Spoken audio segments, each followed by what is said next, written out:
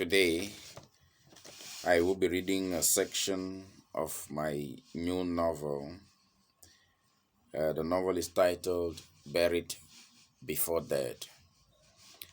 In this section, the protagonist describes a scene of what others consider merriment or business, whereas he is very surprised and shocked by what he sees. About 100 meters from where I stood, I could see beautiful lights of different colors, green, red, and yellow, shining from a giant story building.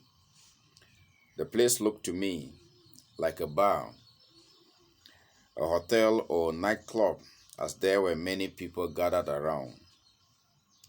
In order to satisfy my curiosity, I moved to the place.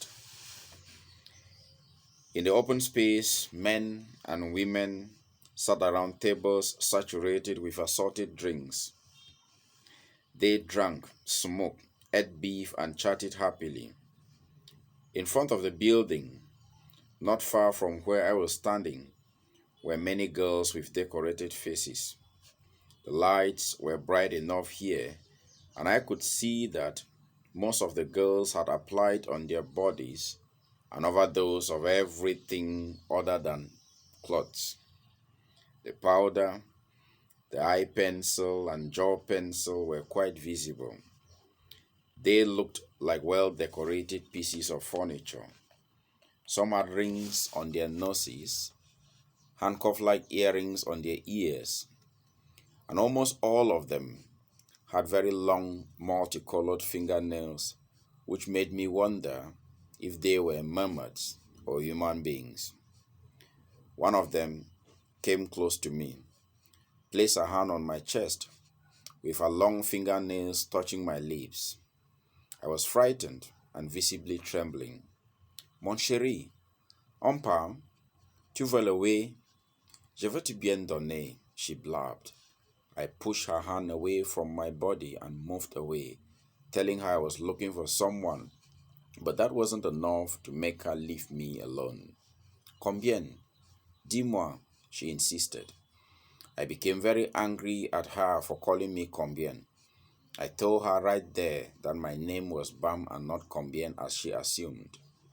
She understood that I was an Anglophone and spoke to me in a language that sounded like Pidgin, English, or French.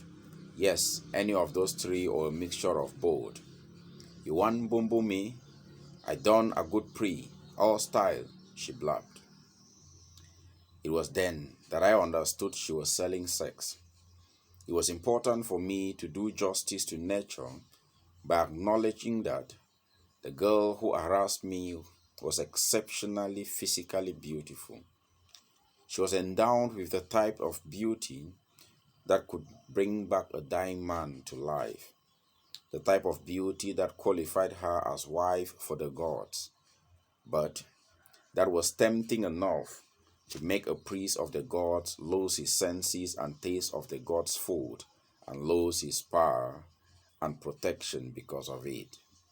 She probably remains the most physically beautiful girl I ever saw. As I stood there admiring her, the little man in between my legs started nodding like a lizard. No, not a lizard. He ticked like the hand of a club. From the shape and size of her buttocks, one would require a ladder to mount her, I thought. I realized that the temptation was getting too much for me, and that if I continued standing there, I could eventually fall prey. So I left the spot, wondering what the world was turning into, and how much a dose of sex could cost in that market. On another part of the building, I saw three men drinking together with six ladies. The men were decently dressed, but the women were almost naked, just like the girls I had just escaped from. Their breasts and bellies were exposed, probably to attract clients. What they wore in the name of skirts looked to me like a piece of handkerchief one of the bosses they were drinking with had torn and shared among them. I stood there, listening to their discussion, but understanding nothing, because the image of the bad angel of a girl I had seen almost confused and had taken over my mind. All my attempts to push it to the back of my mind were unsuccessful.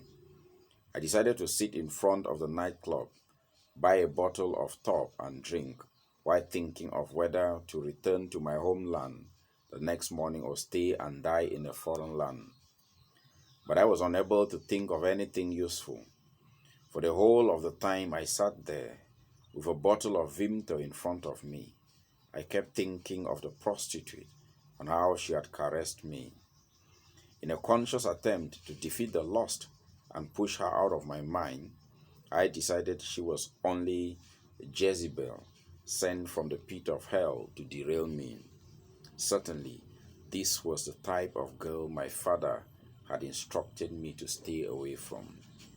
After making up my mind to resist the temptation by all means, I wrote a poem about her.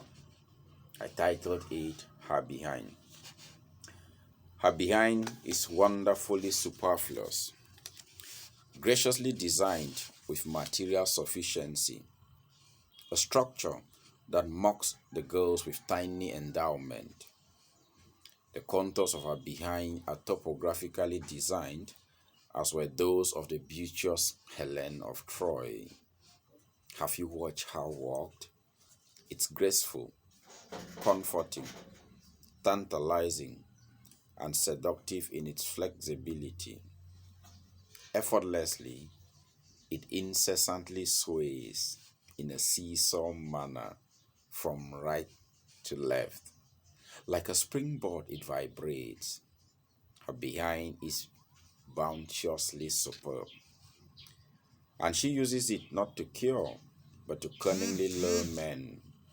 And men, like feroz soldiers, get drowned in a red sea of consuming fire. Her behind is a booby trap. Lord, forgive me my trespasses. Lord, lead me not into this temptation. Lord, prevent me from swimming in this great lake of consuming fire.